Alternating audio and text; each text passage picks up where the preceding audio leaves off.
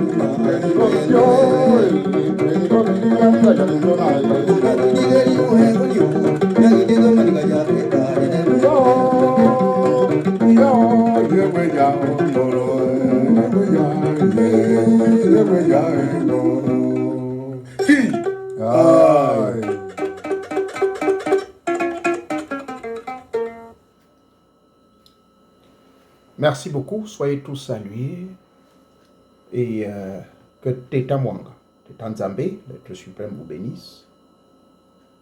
Et je n'oublierai toujours pas de remercier cet engouement qu'il y a dans nos forums. En effet, il y a toujours un peu de personnes qui s'embrouillent. N'oubliez pas, à la fin de cette vidéo, vous avez fini de la liker. Une fois que vous l'avez liké, à la fin, vous tapez votre, on appelle ça comment? À la droite de votre téléphone, n'est-ce pas? Vous suivrez les liens. Et là, vous aurez le lien Telegram. Et c'est ce lien Telegram-là, en fait, que vous devez suivre. Et vous allez vous retrouver dans les forums. Il y a les gens qui, malheureusement, continuent toujours à me contacter au niveau de ma page Facebook. C'est dommage, hein? Les gens me suivent pas tout ce que je dis. Il y a de cela plus d'un mois, je vous avais dit que le compte Facebook a été désactivé. Compte tenu de mes nouvelles responsabilités, on m'a interdit d'être dans les réseaux sociaux. Je l'ai dit et je ne vous le cache pas. D'accord? Le seul, j'ai discuté fort par rapport à ma nouvelle responsabilité. J'ai discuté très fort pour qu'au moins je puisse avoir toujours une fois en passant, venir vous faire les enregistrements de vidéos ici, comme je le fais sur ma chaîne YouTube. Ça, là, ils m'ont dit, il n'y a pas de problème puisque c'est ma passion. Et par contre, être sur Facebook, il y a trop de vulgarité et bien d'autres choses. Merci beaucoup donc de comprendre que tous ceux-là qui me contactent encore là-bas, s'il vous plaît, veillez. Vous pouvez... il n'y a pas de problème puisqu'il y a plus de 1400 vidéos qui sont disponibles là-bas. Je vous ai dit, je le répète, que c'est mon fils qui gère ça. Il gère ce compte-là. Depuis le Maroc, il gère ce compte. Il s'occupe de ça. D'accord? Et que, par contre, ce qu'il y a, c'est que je n'ai plus de compte Facebook. C'est cela. Donc, lui, il utilise son compte pour pouvoir gérer cette page. La page existe toujours. Mais sauf que, puisque cette page, elle est Facebook, je ne peux pas, pour le moment, me permettre à gaspiller mes responsabilités à cause de cette affaire de Facebook. Ça, c'est un fait. C'est très important. Hein? Et quand vous posez des questions, s'il vous plaît, ne posez pas les questions ici, au niveau de... Comment on appelle ça? Ne posez pas les questions au niveau de la vidéo. Posez plutôt la question à l'intérieur des forums. C'est comme ça, ça se passe. Une fois, vous êtes à l'intérieur des forums, à travers le lien. Aujourd'hui, je vais vous parler d'un sujet en rapport avec le rite des ancêtres. Hein? Vous savez, c'est d'ailleurs le sujet qui bat le record. C'est normal, c'est pour cela que nous sommes ici. C'est de vous amener retour à la source, retour à nos rites et traditions. Sur le rite des ancêtres, je crois que je vous avais expliqué, il y a 2 points très importants qu'il faut retenir. 1, je vous avais donné un enseignement. D'abord, comment rentrer en contact avec nos ancêtres. Et en fait, le comment vient après. C'est d'abord de chercher à savoir, à se réconcilier avec eux. Donc, comment se réconcilier avec les ancêtres? Et ces rites existent. Bon, le rite, il est beaucoup plus pratique. Mais il n'y a pas un enseignement approfondi là-dessus. Faut-il que je revienne donc faire une petite révision pour vous informer que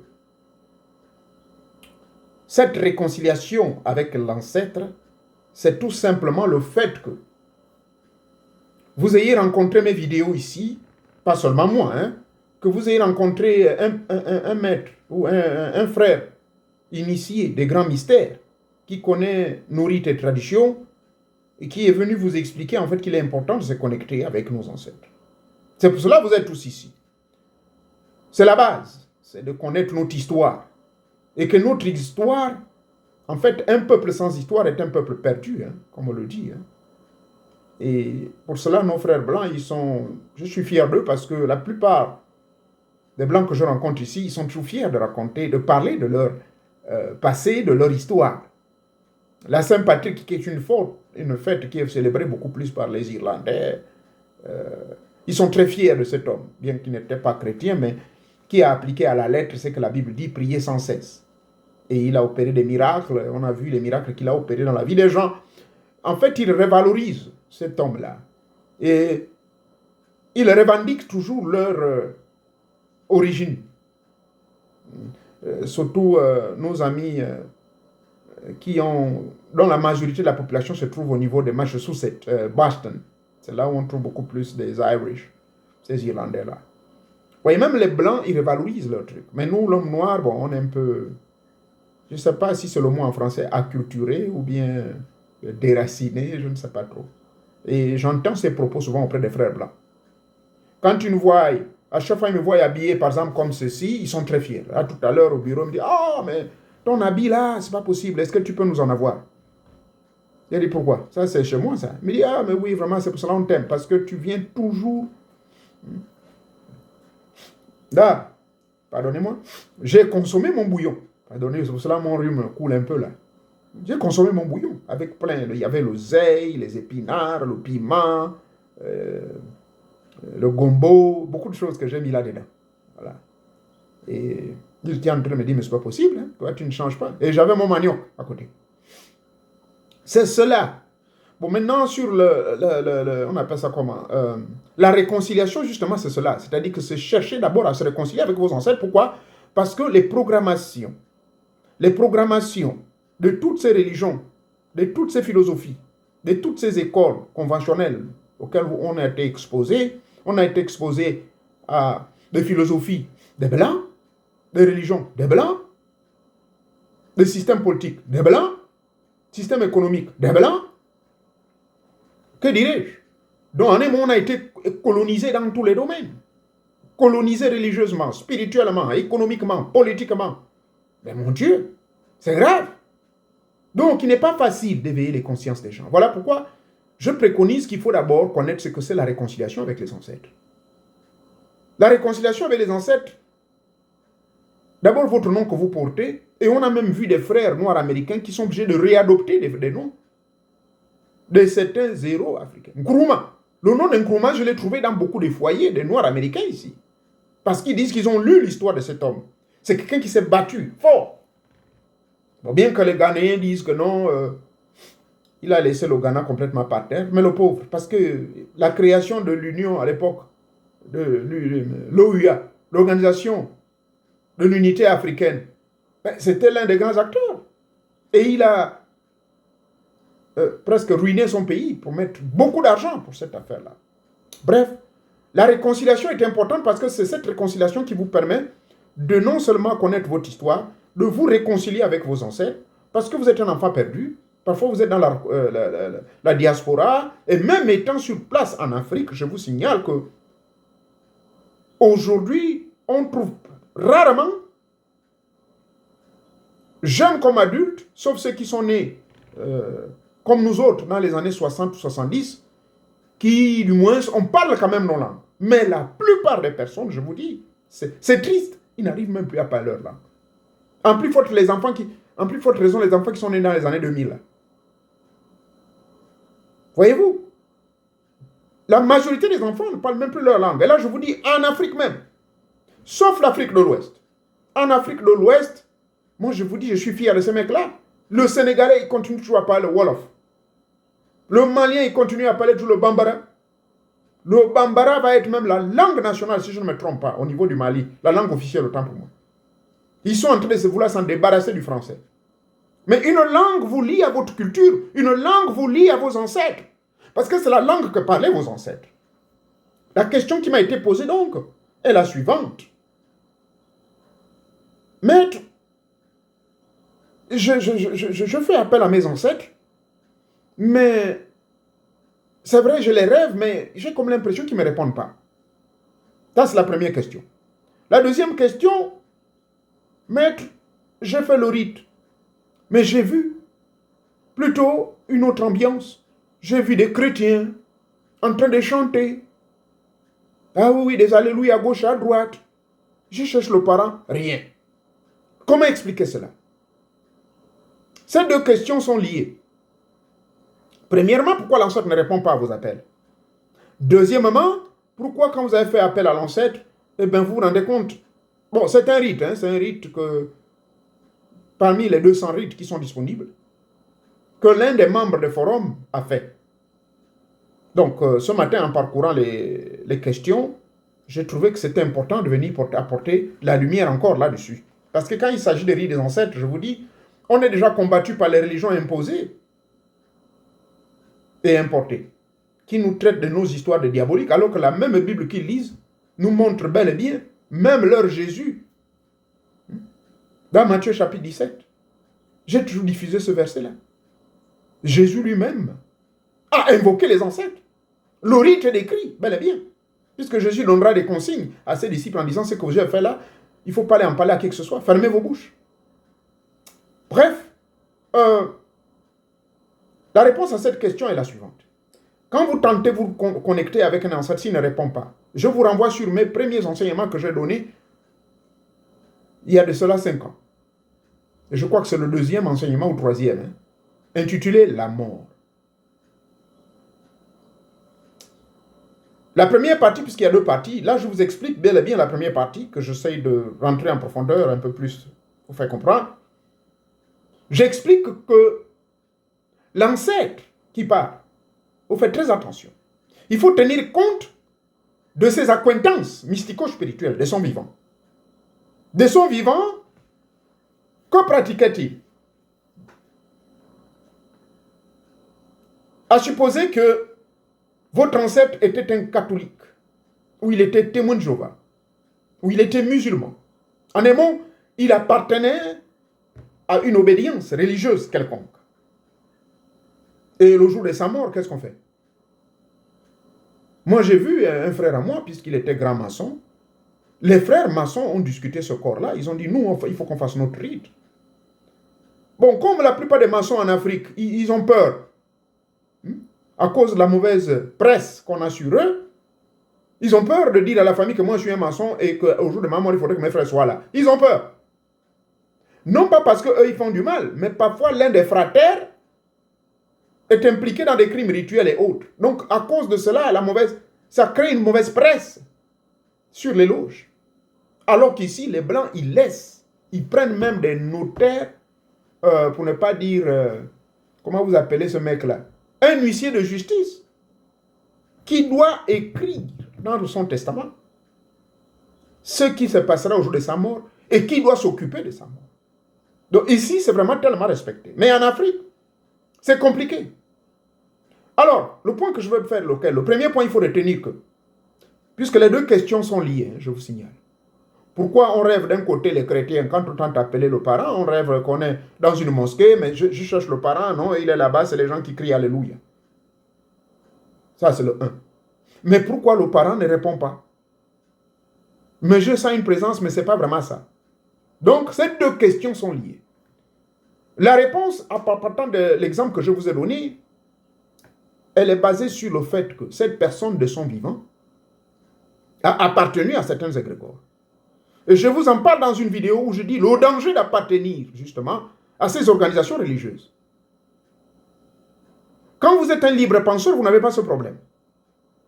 D'où j'ai sorti une autre vidéo intitulée « Comment sortir et démissionner d'une secte ou d'une religion ». Cela est très important. Pourquoi? Mais parce que votre âme a une attache. Votre âme a une attache. Votre âme est greffée auprès de l'égrégore de cette religion ou de cette secte. Ce qui fait que le jour où vous allez mourir, rassurez-vous, puisque vous avez cru, votre existentialité, votre existence a été dessinée, je dis bien dessinée, programmée sur la religion. Donc du coup, votre âme est donc greffée à l'égrégore de cette religion. Donc quand vous allez mourir, quand vous allez vous désincarner, votre âme, dans le monde astral, va être en brigadie auprès de ces égrégores-là. C'est comme ça que ça se passe. Puisque cette religion avait le devoir de vous dire que après votre mort, vous irez au paradis. Après votre mort, vous irez en enfer, vous irez ceci, cela. Et comme on le dit quelque part, qu'à tout état de conscience égale à tout état de vie, eh bien, votre âme se désincarne, se désintègre, eh bien, qu'est-ce que vous allez vous y attendre? Votre esprit. Votre âme, donc, est obligée. À cause de la loi de la correspondance, ce que vous faisiez sur Terre, eh bien, dans le plan physique, va se faire dans le plan métaphysique.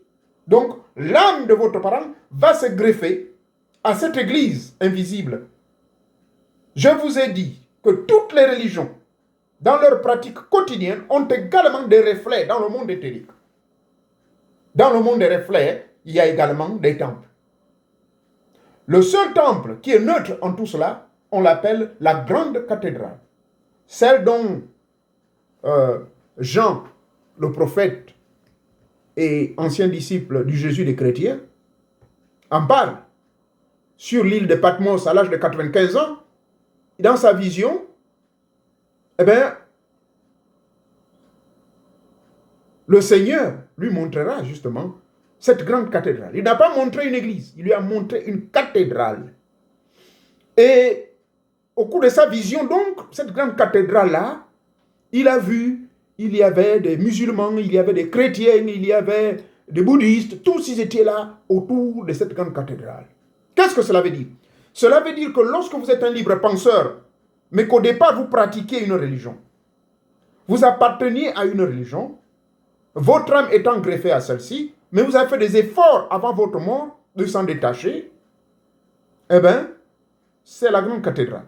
Cette grande cathédrale est simplement le symbole de votre connexion désormais avec le Dieu suprême.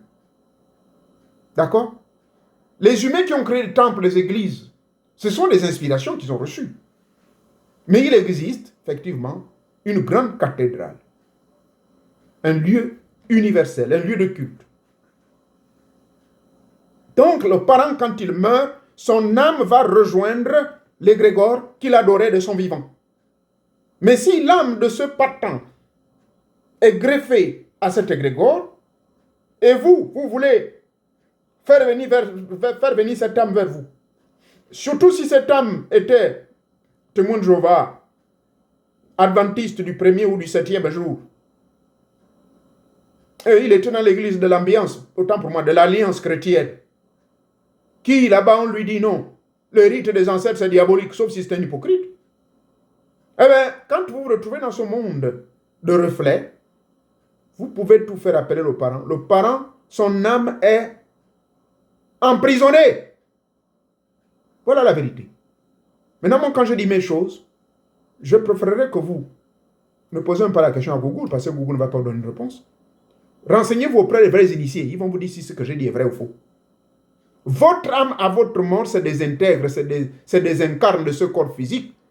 Lequel corps physique vous a permis de profiter de ce que le monde matériel vous offre. Mais vous avez nourri votre âme. C'est la nourriture de l'âme qui est plus importante. Heureux celui qui se nourrit de la nourriture matérielle, c'est bien beau, mais plutôt heureux celui qui se nourrit de la parole de mon Père, car celui-là, il aura la vie éternelle. Heureux celui qui se nourrit du pain éternel.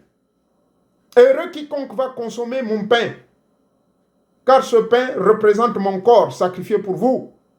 Heureux ceux-là qui vont boire mon sang, lequel sang est représenté par ce vin. Les emblèmes, on les appelle comme ça. Ces emblèmes-là, ou ces symboles, pourquoi on appelle symbole ou emblème? Mais parce que ça représente votre adhésion, votre greffage à votre égrégore, là, qui vous parle, à votre Jésus. Ce qui fait que quand vous allez mourir, vous serez greffé. Vous avez participé à tous les rites de ces religions. Vous avez participé à tous les emblèmes de cette religion. Vous avez participé à toutes les pratiques occultes. Quand j'entends occulte, c'est-à-dire toute la ritualité avec tout ce qui suit comme ambiance. Mais votre âme est complètement greffée. Vous n'êtes pas un libre penseur. Vous n'êtes pas un enfant libre créé par Dieu à son image directement, indépendamment des religions. Parce que Dieu, le Créateur, n'a pas créé la religion. Il vous a créé à son image. Il vous a donné toutes les capacités. Il vous a donné tous les pouvoirs de dominer. Mais il ne vous a pas créé d'être dépendant d'une religion. Sinon, il y aurait une contradiction. Je l'ai toujours répété et je le dirai tous les jours. Vous lirez votre Bible. Dans cette même Bible, le fondateur du christianisme, Paul, il dit, Dieu n'habite pas dans des temples qui sont faits des mains d'hommes. Il n'habite pas là-dedans. Vous n'allez pas le rencontrer là-bas. Et il répète la même chose aux Corinthiens. Là, il s'adressait, je ne sais pas, à certains Hébreux. Dans la lettre aux Hébreux, il en parle dans le détail. Dans la lettre aux Corinthiens, il dit la même chose. Il dit par contre, Dieu, lui, le temple qu'il recherche, mais c'est toi. Le temple de Dieu est en toi. Dieu réside en toi. C'est toi le véritable temple de Dieu.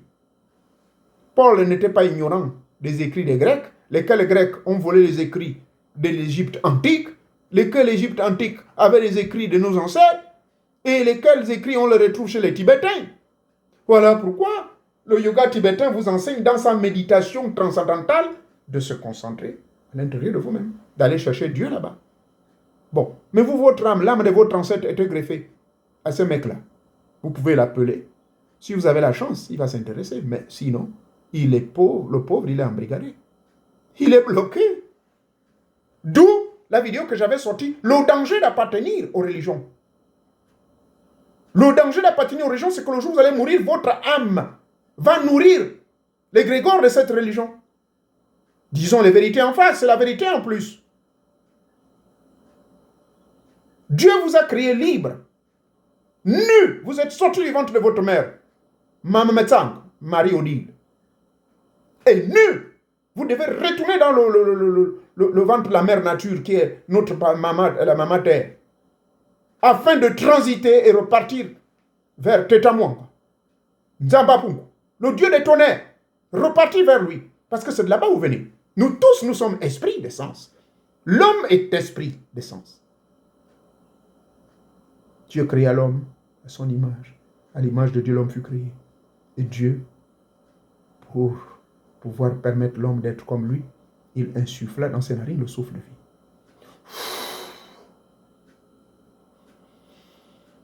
Oh, j'existe. Je suis donc je suis. Ah, je me révélerai être ce que je me révélerai être. Je suis. Donc quand l'homme reçut ce souffle de vie, la suite nous dit dans la Genèse que, et enfin, l'homme était devenu comme Dieu. Et l'homme finit par ressembler à Dieu. Après avoir reçu le souffle de vie, l'homme ressembla à Dieu. Genèse chapitre 3, verset 22, il nous dit quoi? Maintenant que l'homme est devenu comme l'un d'entre nous, il connaît maintenant le bien et le mal.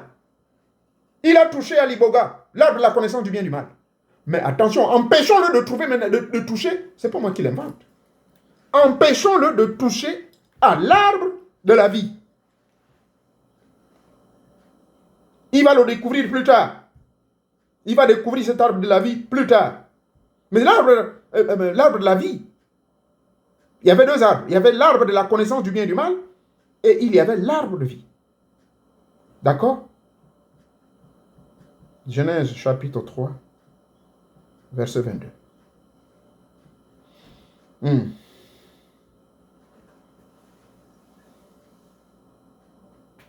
Oh là là, ça prend du temps pour découvrir. Je préfère que vous écoutiez cette version. Hein? Ça, c'est la version des chrétiens. Voilà. Louis II. Et Dieu dit. Ça, c'est la version Genèse. Mais la version de Jérusalem nous dit ceci. Et les dieux dirent. Ça, c'est la vraie version. Parce que Elohim, c'est ça. Elohim, c'est le pluriel d'Eloha. Eloha Yahweh, oh. Eloha Yahweh, oh. C'est normal. Là, Eloha, c'est Dieu. Dieu Yahweh. Mais ici, le mot tel que c'est traduit par Elohim. Les Elohim dirent, voici que l'homme est devenu comme l'un de nous, connaissant maintenant le bien et le mal. Empêchons-le d'avancer sa main et de prendre l'arbre de vie. Parce que sinon, il connaîtra l'immortalité. Sinon, il connaîtra l'immortalité. Donc, voici un fait. L'homme étant créé à l'image de Dieu, il lui avait donné toute la capacité de connaître le bien et le mal à travers le symbole. Et ce symbole qui est le symbole de la connaissance du bien et du mal, c'est la véritable grande connaissance qui va au cours de votre travail. Parce qu'on retrouve l'arbre en question. L'arbre de la pomme, comment il s'appelle, maman Ève avait mangé. Mais l'arbre en question est représenté selon les kabbalistes et selon les tibétains. Ça se retrouve dans notre corps. C'est la colonne vertébrale. Or, c'est la colonne vertébrale qui enrobe et qui garde tous les 7 chakras. C'est la colonne vertébrale sur laquelle est accroché tous les organes du corps. Et je vous avais expliqué quelque chose qu'on appelle la chiropractie. La chiropractie, c'est quoi? C'est simplement la méthode qui consiste à réajuster votre corps à travers le cacal des os.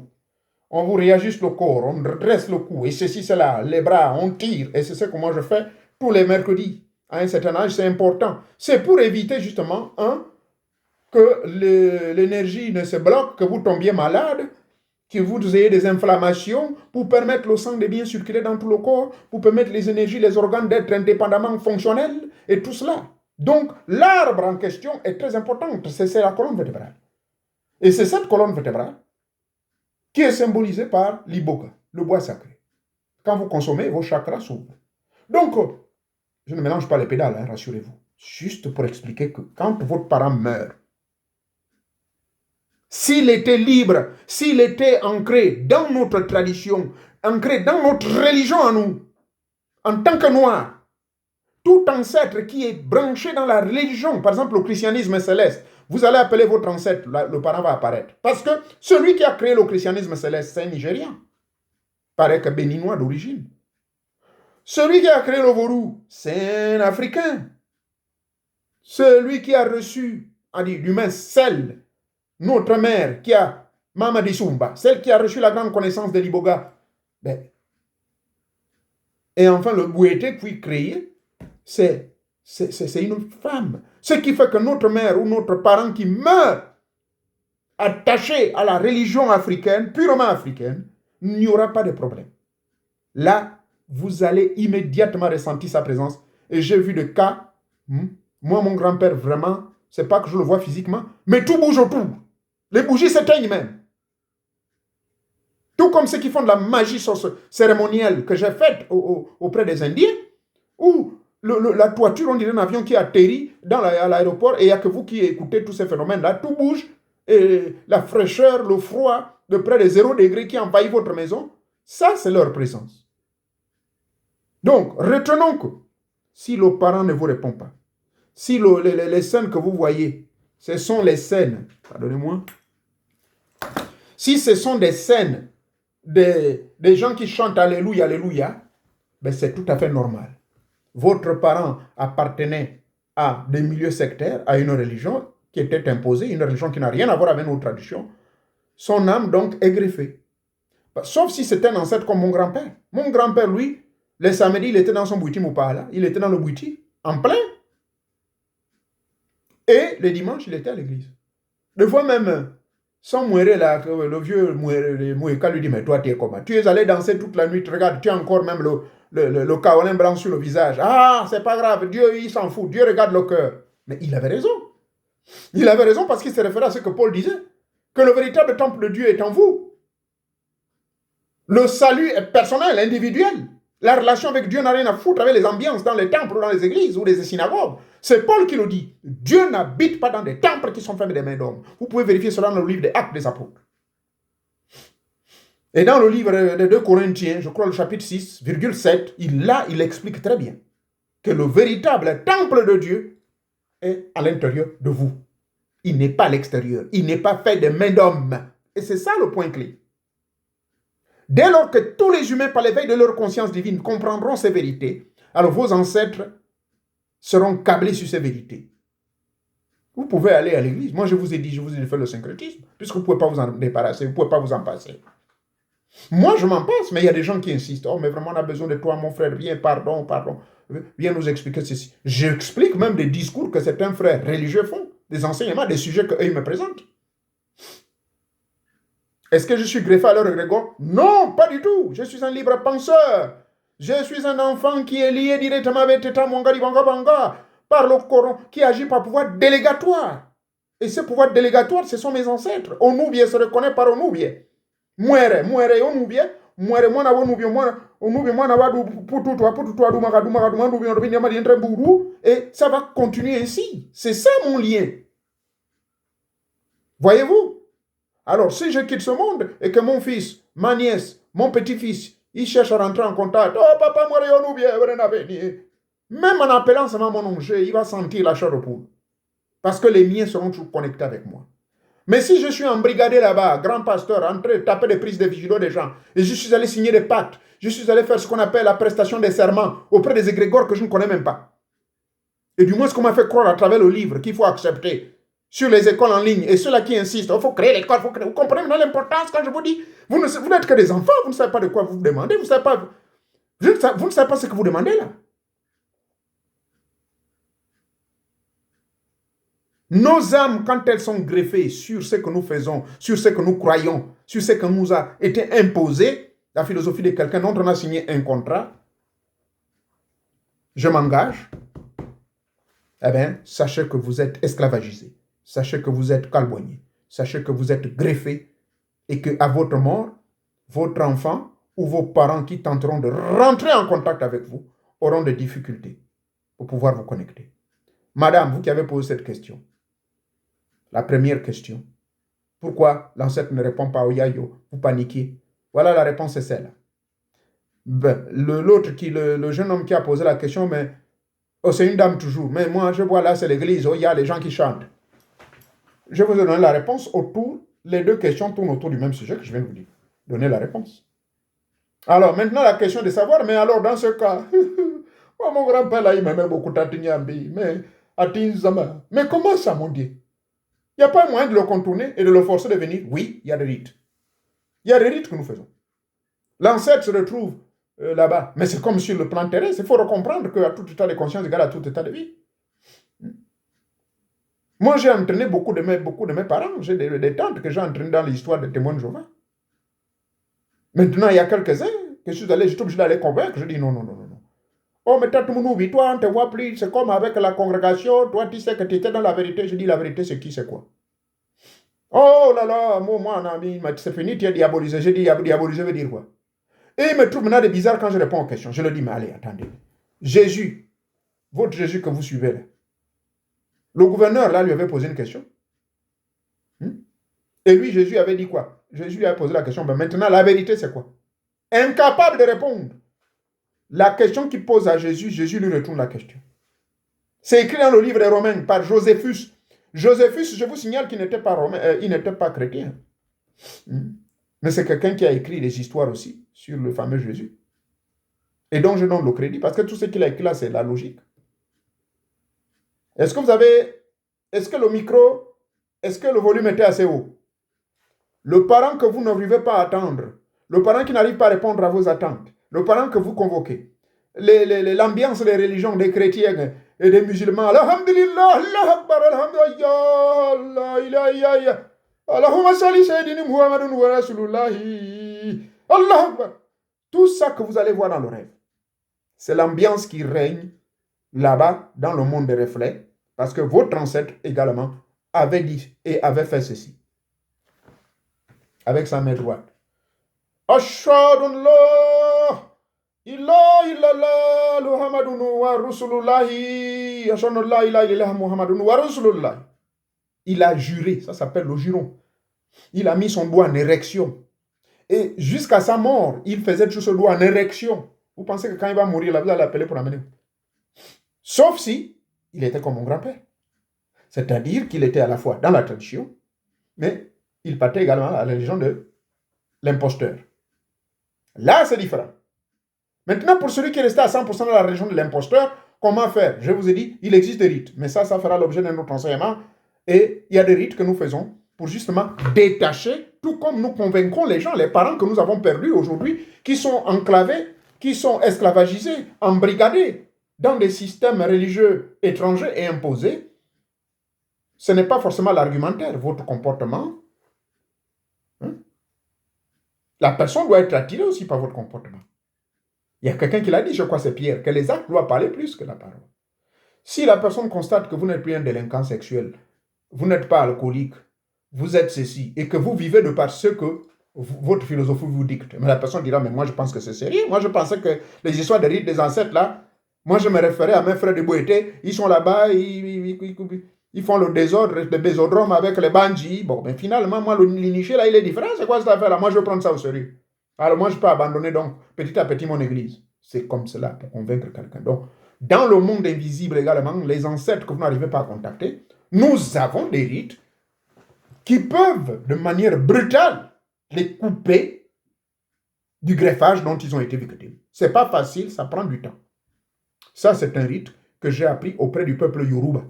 Indépendamment du Fa, qui est l'une des religions pratiquées par le peuple Yoruba, du Bénin et du Nigeria. Et aujourd'hui, c'est une grande religion, hein, je crois. Ils ont plus de 7 millions, de combien de membres? Ou 70 millions, je ne sais plus trop. Voilà la réponse donc à votre question. Pour me résumer. Créés à l'image de Dieu, nous le sommes. Enfants de Dieu, nous le sommes. Mais nous sommes esprits d'essence. Et étant esprit d'essence, il nous est formellement interdit de nous greffer à des forces étrangères, mais plutôt de nous connecter à notre religion traditionnelle, de nous connecter à nos rites et traditions, laissés par nos ancêtres, de suivre la voie qu'eux, ils ont laissée. Une fois nous suivons cette voie, nous allons perpétuer le sceau de la connaissance connaissante, également auprès des nôtres, de génération en génération. Et ainsi, nous allons évoluer et nous allons nous connecter auprès de Teta Monga Dibanga Banga. Et vous verrez qu'on n'aura même pas besoin de déranger Dieu dans son coin, parce que Dieu, nous ayant créé à son image, étant sa ressemblance, il a donné tous les pouvoirs. Les gens qui ont su interpréter ces paroles, qui étaient inspirés ou je ne sais quoi, ou ils sont rentrés en transe, eux-mêmes ils l'expliquent, que Dieu habite en nous. Pourquoi on va le chercher ailleurs? Une fois vous allez réussir donc à faire ce déclic, de rentrer en communion avec lui, et qu'à un moment donné vous arriverez au stade où, comme nous autres on dit, mais il n'existe plus parce que vous l'aurez vu, vous l'aurez déjà vu face à face, et maintenant vous vivez ces expériences au quotidien. Voilà comment vos ancêtres peuvent répondre à vos attentes. J'espère que j'ai été clair. Maintenant, ai-je, à travers ce que je viens de dire, offensé quelqu'un? Veuillez me pardonner. Ce n'est pas mon intention. Mon intention, c'est de dire rien que la vérité, et une vérité vérifiée sur des faits scientifiques. La science, en psychologie, en parapsychologie et en philosophie, on nous dit toujours la même chose, que c'est ce que vous programmez dans votre tête dont vous aurez le résultat. Les affirmations, j'explique cela dans une vidéo. Vous affirmez être ce que vous souhaitez être, vous deviendrez ce que vous souhaitez et ce que vous affirmez. C'est aussi clair. Vous cherchez les talismans pour vous protéger. Alors que je vous ai montré une vidéo ici. On appelle ça la technique du cristal. C'est parce que vous êtes paresseux. Je vous en prie, pardonnez-moi, mais c'est la vérité. Vous maîtrisez, quand vous allez maîtriser la technique du cristal, aucun sorcier ne va vous pénétrer. Vous savez ce qu'on appelle le cristal? Qui est? Ou bien vous rentrez dans la technique de la pierre. Ou bien vous faites la technique du diamant. On ne pénètre pas le diamant, ça prend du temps. Aucun sorcier ne peut pénétrer quand votre âme est dans le diamant. Et nous avons des techniques de protection que vous pouvez faire naturellement vous-même. J'ai déposé, les vidéos sont ici, faites vos recherches. Donc, j'espère que j'ai répondu à votre question. Maintenant, pour ceux qui s'embrouillent, je l'ai dit au début, cliquez à la droite de votre téléphone Android, puis vous trouverez le lien. D'accord? Et une fois de plus, l'objectif premier, c'est d'abord recevoir les connaissances. Et quand vous recevez les connaissances, ça va vous ouvrir l'esprit. Et vous allez développer, c'est pour ça que je vous encourage à l'initiation douce, développez-vous, développez-vous, développez-vous. Réveillez votre troisième œil. Vous constaterez que au début de mes propos, même dans mes forums, dans mes interventions, je dis toujours que Teta Nzambe, que notre Créateur vous aide à activer le troisième œil. Il y a une raison. Ce sont eux qui me le disent. Je ne sais pas pourquoi, mais je crois pourquoi ils le disent. C'est parce qu'ils se rendent compte que vous concentrez trop sur le matériel. Oh maître, je vous vois avec des bagues là. J'aimerais avoir ça. Oh maître, j'ai entendu, vous avez parlé de Yves Canon. Je vais avoir les bagues là de Jean Matzel. Voilà, c'est ce qui vous attire le plus. Maître, vous avez dit, et c'est vrai. Ça, c'est vrai. Vous pouvez avoir de l'argent sans forcément faire des sacrifices. Contactez-moi en privé, soyez précis, je vais vous dire ce qu'il faut faire et vous aurez ces articles. Mais j'ai dit préparez vos poches, parce que ça ne va pas vous coûter 1 million. 1 million, c'est rien. Je vous informe. Je préfère déjà vous informer. Parce qu'il y a certains qui se sont précipités et ils sont en Afrique. C'est bien, vous demandez ces choses-là, mais est-ce que vous serez prêts? Parce qu'une chose sans sacrifice, il y a un autre sacrifice. Bon. Voulez-vous que je le répète? Un article ou une chose, une magie qu'on va vous demander sans sacrifice, forcément il y a un sacrifice. Ça veut dire quoi? Il y a des articles qu'on va vous envoyer, mais l'article coûte seulement 200 000 francs CFA. Mais on vous dit vous aurez tout ce que vous voudrez. Il faut vous poser la question, est-ce qu'il n'y a pas quelque chose en retour? Mais bien sûr. En retour, on va vous demander un être humain qu'il faut sacrifier. Mais le même article, quelqu'un d'autre va vous dire non, vous n'avez pas besoin de sacrifice. Et il n'est pas en train de vous mentir. Mais, vous devez payer 3 millions. Non, c'est pas normal. Mais bien sûr, c'est normal. Vous devez faire un sacrifice sur l'argent. C'est l'argent que vous sacrifiez pour avoir le pouvoir. Mais l'autre là-bas a sacrifié un parent parce que les petits 200 000 ou 50 000, c'est symbolique. À Pointe-Noire, j'ai un frère qui voulait me donner un talisman, mais il m'avait dit ce talisman coûte seulement, donne-moi un franc symbolique. Je dis, hein? C'est en 1992. Je suis à Pointe-Noire, à l'hôtel Migitel, voilà, non loin de... c'était l'hôtel de la veuve Marie Angwabi. Ouais, je m'en souviens, en 1992. Le gars me dit, donne seulement un franc symbolique, papa. Mais ce talisman va tout te donner. Il y a de grands guerriers qui sont là-dedans. Ces guerriers vont faire de toi tout ce que tu voudras, même devenir président. Mais, j'ai dit, le mail encore, ça a commencé comment? Il me demande, est-ce que papa et maman vivent? J'ai dit, pour le moment, là, il n'y a que maman qui vit encore. Bon. Tu as compris ma question, non? J'ai dit, qu'est-ce que tu veux dire? Ce sont eux qui doivent d'abord franchir le pas pour garder et pour être auprès de tous ces grands guerriers. Ce sont eux. Quand les grands guerriers vont vouloir se fâcher, c'est ton père et ta mère qui vont se pointer et dire, ah bon, vous voulez faire quoi à notre fils? Ils ne pourront pas les effrayer. Donc le sacrifice, il fallait sacrifier mon père et ma mère. Alors que l'article, il a dit non. Un franc symbolique. Il dit tout ce que tu as la donne seulement. Nous allons faire les travaux pendant 21 jours. Je vais aller dans les grandes forêts là-bas. Du Mayombe. J'ai dit, je vais réfléchir. Quand je suis allé réfléchir, j'ai dit non, je n'en ai pas besoin. Donc, c'est vous dire que l'article, on va vous dire que c'est moins cher. Il faut penser à donner le sang. Mais l'article, vous verrez qu'on vous demande beaucoup de millions. Lui-même, il a déjà fait les sacrifices. Il sait ce qu'il a fait. C'est l'opérateur qui va aller au cimetière qui fera ce qu'il a lieu de faire. Juste ce petit détail. Et j'espère que j'ai bien parlé dans un bon français. S'il ne venait plus encore trop m'embrouiller, me poser des questions sur ça. L'enseignement a été clair sur la question du jour. D'accord? Pourquoi nos ancêtres, en fait, on a l'impression qu'ils ne nous répondent pas. Mais parfois, quand on appelle l'ancêtre, c'est des gens qui chantent dans les églises. Qu'est-ce que cela veut dire? Voici la réponse que je vous ai donnée. D'ici là, portez-vous bien. Ce jeudi, que le rayon cosmique de Teta Mwanga continue à rayonner en vous et que la paix, l'amour, la puissance, la justice et surtout la paix, l'amour, la puissance, la justice et la paix, surtout la paix, car vous en avez besoin. C'est cette paix qui vous embrouille, c'est le manque de paix là qui fait en sorte que vous voulez des articles extérieurs. Je veux une bague, je veux ceci, je veux un talisman, je veux là.